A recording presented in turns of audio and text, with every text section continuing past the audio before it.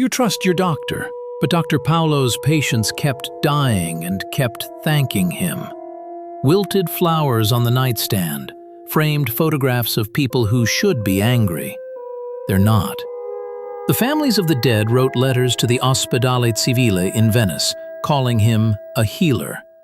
The hospital called him something else. In 1946, Paolo joined the Ospedale Civile to treat war neuroses flooding post-war Venice. Something changed him. The records never say what, only when. By 1948, he'd abandoned every standard method and demanded total isolation. He lobbied for a research unit on Poveglia Island. They gave it to him. Why Poveglia? Because 160,000 plague victims were buried in its silt during the 1793 outbreak. Paolo believed their bones were still speaking. He called it the Acoustic Battery. Hydroxyapatite, the mineral in human bone, generates electric charge under mechanical stress. The tides squeeze Poveglia's silt twice a day, every day, for centuries. Therefore, 160,000 skeletons were emitting a persistent low-frequency signal. Not metaphor, piezoelectric discharge, measurable, physical.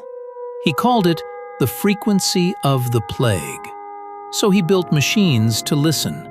Hundreds of hollow brass rods driven into the bone ash layer between 1.5 and 4.5 meters deep. They connected to an acoustic amplifier in the asylum basement.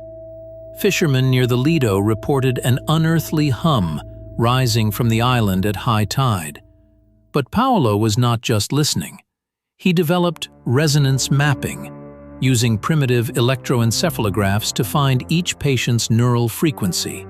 Then he calculated their individual plague frequency. Patients were confined to soundproofed resonance chambers where brass arrays funneled vibrations through the walls. Nurses described catatonia, violent seizures, patients reportedly speaking in languages they did not know. Paolo interpreted these as echoes of 1793 passing through living tissue. He called it purgation of the mind, a total neural reset. The medical board tried to shut him down, but former patients' families flooded hearings at the Ospedale Civile. Their testimony reportedly made officials visibly uncomfortable. Therefore, Paolo continued. Deeper into the silt, deeper into the frequency. By 1952, the purgation trials hit peak intensity. Then, 1954, a high-intensity session caused immediate neural collapse in 4 patients and 2 staff. The regional government sent a ministerial commission to Poveglia in early 1955.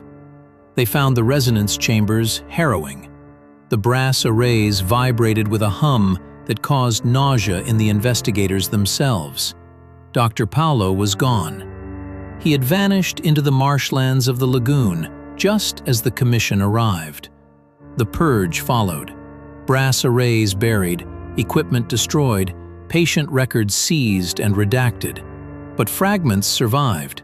2 partial manuscripts surfaced decades later, dense with his formula and mapping protocols. His final recorded words were found on a damaged cassette in his abandoned